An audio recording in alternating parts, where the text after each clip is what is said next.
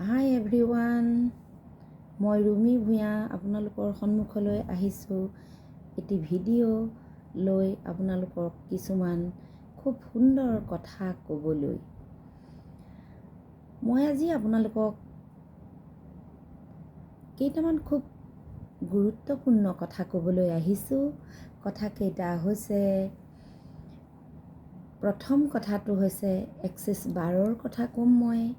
Axis বাৰ্ছ কি, কেনেধৰণৰ প্ৰতিক্ৰিয়া হয় এই এক্সিছ বাৰ্ছ থেৰাপি ল'লে, আৰু আনহাতে মই কিছুমান আমাৰ আধ্যাত্মিক কথা মই আপোনালোকক ক'ব বিচাৰিম আজি মোৰ এই চেনেলৰ যোগেদি আৰু মোৰ এই ভিডিঅ'টিৰ যোগেদি। চাওক, এতিয়াতো সকলোৱেই এক্সিছ বাৰ্ছৰ কথা আপোনালোকক ইউটিউবতে হওক বা ফেচবুকতে হওক আপোনালোকক কৈ আছে। এতিয়া এক্সিছ বাৰ্ছৰ এনেকুৱা এটা ট্ৰেণ্ড চলি আছে যে এক্সিছ বাৰ্ছৰ কথা সকলোৱে আচলতে জানিছে। জীৱনটো, মানুহে কয় জীৱনটো খন্তেকীয়া জীৱন, গতিকে এই খন্তেকীয়া জীৱনত জীয়াই থাকিবলৈ দিয়া অকণমান সুখ শান্তিৰে। প্ৰায়বোৰ মানুহৰ মুখত এই কথাবোৰ শুনো, আচলতে এইবোৰ কথা ক'ব নাপায়। আমি সদায় পজিটিভ হৈ থাকিব লাগে, আমাৰ চিন্তা চৰ্চাবোৰ খুব সুন্দৰ হ'ব লাগে, আৰু আমি এই চিন্তা চৰ্চাৰে ইজনে সিজনক কথা কওঁতে খুব আন্তৰিকতাৰে কথাখিনি আচলতে আমি ক'ব লাগে। মানুহৰ মনত দুখ পোৱাকৈ কোনেও আমি একো কথাই ক'ব নালাগে। যদি আপোনালোকে জানিছে মানুহৰ জীৱনটো আপোনালোকে কয় খন্তেকীয়া, কেনেকৈ জানিলে আপোনালোকে মানুহৰ জীৱনটো যে খন্তেকীয়া? ইউনিভাৰ্চেতো কোৱা নাই। আমাৰ যি গুৰু, আমি যেনেকৈ যাক গুৰু বুলি ভাবোঁ প্ৰত্যেকেই, আমাকতো কাকো কোৱা নাই যে আমাৰ জীৱন খন্তেকীয়া। আমি আচলতে নিজেই মাতি লওঁ খন্তেকীয়া জীৱনটো। জীৱনটো যে দীঘলীয়া, জীৱনটো যে বহুত সুন্দৰ, এই সকলোখিনি আমাক জন্ম হওঁতেই দি পঠিয়ায়। বিশ্বাস কৰিব লাগিব, আমি কথাবোৰ বিশ্বাস কৰিব লাগিব সদায়। হয়, আমাৰ মাজত নিগেটিভ পজিটিভ দুটা কথা থাকে মানুহৰ। আমি দুদুল্যমান অৱস্থাত আমি কথাবোৰ চিন্তা কৰিবলৈ লওঁ আচলতে মানুহবোৰে। আমি দুধুৰ মুধুৰ অৱস্থাত থাকি আমি যি চিন্তা কৰোঁ তাৰ কোনো ফল আমি কেতিয়াও নাপাওঁ। আমি যি কামেই নকৰোঁ কিয়, আমি সদায় এটা সুনিৰ্দিষ্ট চিন্তাৰে আমি সেই কাম ভাগ কৰিবলৈ চেষ্টা কৰিব লাগে। নিজৰ স্থিতিটো, আচলতে নিজৰ স্থিতি সদায় ষ্ট্ৰং আৰু মজবুত কৰি ৰাখিব লাগে। আমি যদি নিজৰ স্থিতি ষ্ট্ৰং নকৰোঁ, আমি কিবা এটা কথাত মনত দুখ পালে বা আমি কিবা এটা কথা যদি মনত গভীৰভাৱে চিন্তা কৰোঁ, তেতিয়াহ'লে আমি সেই কথাটোৱেই আমাৰ মূৰত আমি বহুত সময় আমি সেই কথাটোকেই মূৰত অকাই আমি চিন্তা কৰি থাকোঁ, আৰু শেষত আমি ভাবোঁ যে তাই মোক এনেকৈ কৈছিলে, মই এনেকৈ কিয় নক'লোঁ। তাৰমানে সেই কথাটোৱে মূৰত বহু সময় আমি ক্ৰিয়া কৰি সময় কটাই দিওঁ। এইবিলাক ভুল কথা আচলতে। আমি সদায় এটাই চিন্তা কৰিব লাগে, মানুহৰ বেয়া চিন্তা কৰিব নালাগে, ভাল চিন্তা কৰিব লাগে। আৰু এনেধৰণৰ চিন্তাবোৰ মগজুলৈ আনিবই নালাগে। আৰু যিসকলে এনেধৰণৰ চিন্তাবোৰ আনি নিজৰ সময় নষ্ট কৰে, তেখেতসকলকহে মই ক'ব বিচাৰিছোঁ, প্ৰত্যেকেই নহয়, মই যিসকলে ভাবি পেলাই নিজৰ জীৱনৰ বহুমূলীয়া সময় নষ্ট কৰি পেলাবলৈ বিচাৰে, মই তেখেতসকলকহে ক'ব বিচাৰিছোঁ। যিটো কথা মোৰ নিজৰ লগতে আজি অলপ দিনৰ আগত হৈছিল, কোনো কথা নাই, অনৰ্থক কথা চিন্তা কৰি কিছুমান বস্তু, কিছুমান জীৱনৰ সময় মই অপব্যৱহাৰ কৰিলোঁ। আজি এইটো আপোনালোকক মই এনেকৈ মানে ফেচবুক মানে এই ভিডিঅ'টিত মই নকওঁ, ফেচবুকলৈ পঠিয়াই দিয়াই হওক বা মোৰ ইউটিউব চেনেললৈ মই এই ভিডিঅ'টি পঠাম। গতিকে মই এনেদৰে কিয়নো ময়ো তেনেকুৱা ধৰণৰ চিন্তা কৰিছিলোঁ, এই কথাটো মই পিছৰ ভিডিঅ'ত মই আপোনালোকক মোৰ চেনেলতেই হওক বা মোৰ ফেচবুকত মই এই কথাখিনি বিতংভাৱে জনাম। জীৱনটো খুব সুন্দৰ কৰি প্ৰভুৱে ভগৱানে পঠিয়াইছে আমাক এই পৃথিৱীলৈ, আৰু সময়বোৰ আমাৰ কাৰণে ছেকেণ্ড সময় আমাৰ অত্যন্ত মূল্যৱান সময়। এই মূল্যৱান সময়খিনি আমি হেৰুৱাই যেতিয়া আমি এটা সময়ত আমি উপনীত হওঁ, তেতিয়া কিন্তু আমি ভাবি একো উত্তৰ নাপাওঁ, কাৰণ আমি আমাৰ সময়খিনি সেই ভাবিবলগীয়া সময়তেই নেভাবি আমি খেদি দিলোঁ। গতিকে কোনেও এনেধৰণৰ কাম আচলতে আমি কৰিব নালাগে। সময়ে আমাৰ ভগৱান, সময়ক আমি পূজা কৰিব লাগে, শ্ৰদ্ধা কৰিব লাগে। সময়ৰ প্ৰতি আমি সদায় সুলক্ষ্যৰে আমি গতি কৰিব লাগে। গতিকে মানুহে সদায় নিজৰ চিন্তাটো পজিটিভ কৰিব লাগিব। পজিটিভ কৰিবলৈ যাওঁতে আমি কেনেকৈ কৰিব লাগিব? আমি বেছিদিন জীয়াই নাথাকোঁ আৰু জীয়াই থাকিম 5 বছৰমানহে, এনেধৰণৰ কথাবোৰ নক'বচোন। কিছুমান মডেলিটি হয়, আজি আমাৰ ভাৰতীয় দৰ্শন বা আমাৰ বাহিৰা আমাৰ আজি আমেৰিকাৰ কথাই কওঁ বা বাহিৰা বিভিন্ন দেশৰ দৰ্শনৰ কথা ক'বলৈ যদি আমি আগবাঢ়োঁ, তাৰ লগত আমি আগতেই ক'ব লাগিব আমি ক'ত জন্ম হৈছোঁ। আমি ভাৰতীয় ৰীতি নীতিৰে আমি কিছুমান দৰ্শন লৈ আমি জন্মৰ পৰা আমি সেই দৰ্শনৰ ওপৰতেই আমি নিৰ্ভৰ কৰি গতি কৰিছোঁ। গতিকে সেই ভাৰতীয় দৰ্শনৰ লগত আমি অন্যান্য দেশৰ দৰ্শনসমূহক আমি আচলতে মিলাই চাব লাগে, কম্পেয়াৰ কৰি চাব লাগে। চাই আমি যিখিনি পাৰোঁ, কথাবোৰ কিন্তু একেই হয়। ভালকৈ যদি গভীৰভাৱে চোৱা যায়, সকলো কথাই কিন্তু একেই এই বিশ্ব ব্ৰহ্মাণ্ডখনৰ। আমি কৰা চিন্তাবোৰ অকণমান বেলেগ ধৰণৰ হয়, কিন্তু সেই চিন্তাবোৰ কিন্তু আমি যদি সঠিকভাৱে কৰি যাওঁ, তেতিয়াহ'লে আমি সঠিকভাৱেই আমাৰ জীৱনটো গতি কৰি এটি সুন্দৰ জীৱনৰে আমি নিজক সজাই তুলিব পাৰোঁ। আমি যেতিয়া কওঁ তেনেধৰণৰ কথা, আমি কিবা এটা বস্তু বিচাৰি আমি ভগৱানক মাতোঁ, তাৰ আগত কিন্তু আমি ভগৱান চিনি নাপাওঁ। বিশ্ব ব্ৰহ্মাণ্ডত সকলোৱে যোনে যেনেকৈ ভগৱানক মাতিছে, আমি ভগৱান বুলি কওঁ, কৃষ্ণ ভগৱান, কিছুমানে ক'ব বেলেগ ধৰণৰ,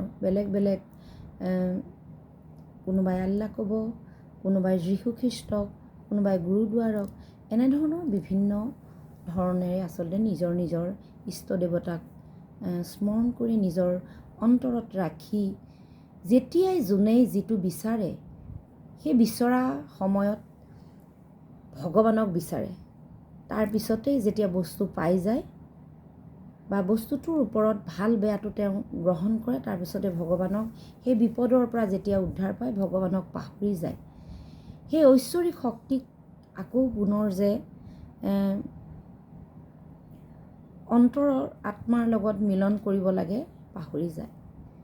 জীৱনত আচলতে আমি এক ঐশ্বৰিক শক্তিৰ লগত সদায় আমি খেলা কৰি আছোঁ। খেলা বুলি কৈছোঁ মই, সদায় আচলতে আমি প্ৰতিটো মুহূৰ্তত আমি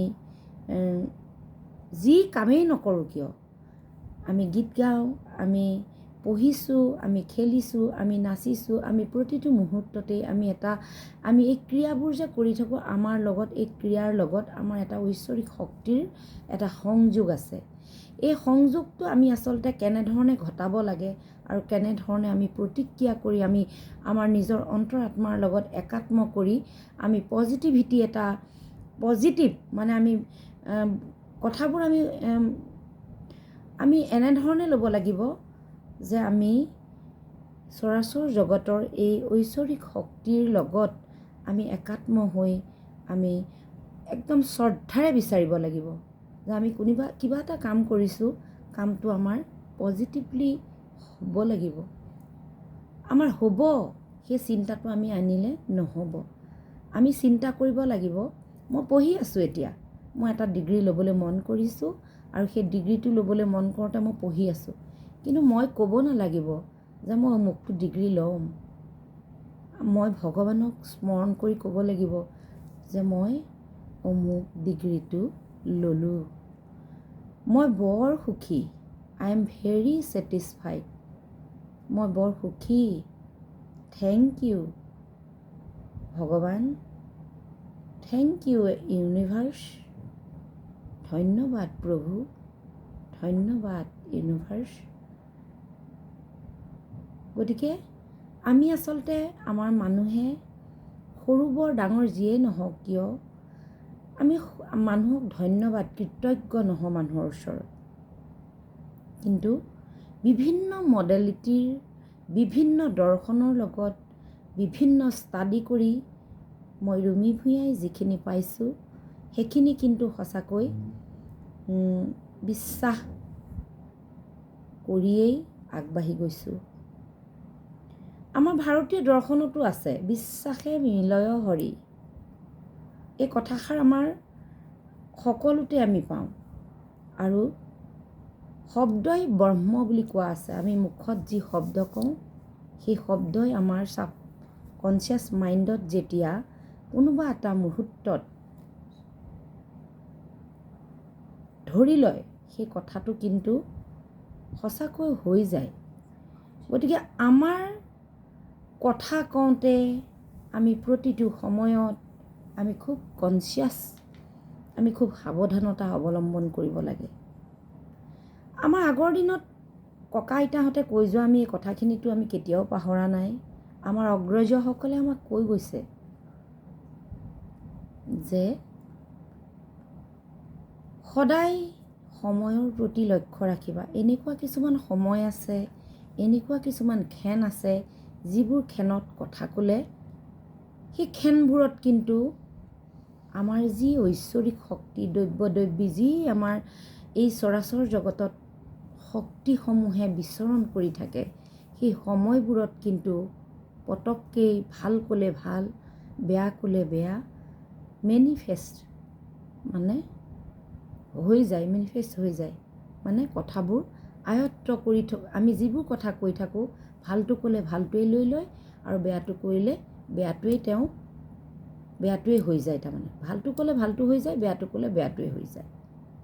সেইকাৰণে আমাক কৈছিল আগতে ঠিক সন্ধিয়া 6 বজাত, ঠিক দুপৰীয়া 11:11 বজাত, ঠিক দুপৰীয়া 12 বজাত এই সময়বিলাক অকণমান গুৰুত্ব দিব লাগে। আৰু এতিয়া আমি বেলেগ বেলেগ যিবোৰ মডেলিটি এক্সিছ বাৰ্ছৰ কথাই ক'ব বিচাৰিছোঁ, ৰেকিৰে হওক, এই এনেধৰণৰ যিখিনি মডেলিটিত আমি যিবোৰ পাইছোঁ সেই সমূহৰ লগত তুলনা কৰিবলৈ যাওঁতে কিছু কিছু ক্ষেত্ৰত কিন্তু আমি দেখোঁ কথাবোৰ একেধৰণৰে। আমাৰ অকণমান বেলেগ বেলেগ ধৰণে আমি আচলতে ইউনিভাৰ্ছক ভগৱানক কথাবোৰ আমি কওঁ।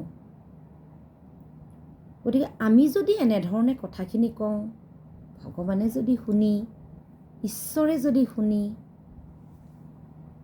ভাল পায়, তেতিয়াহ'লে আমি নিশ্চয় জন্ম হৈ সুন্দৰ জীৱন ল'ব পাৰোঁ, নহয়নে? প্ৰত্যেকেই সুন্দৰ জীৱন এটা গঢ়ি তুলিব পাৰোঁ। এটা কথা উদাহৰণ দিওঁ, এজন মানুহে যদি মোক বেয়াকৈ কথা কয়, সেই মানুহজনক জানো মোৰ ভাল লাগিব? সেই মানুহজনৰ প্ৰতি জানো মোৰ মৰম লাগিব? সেই মানুহজনক জানো মোৰ কিবা এটা দিবলৈ মন যাব? ঠিক তেনেকৈ ঈশ্বৰেও আমাক,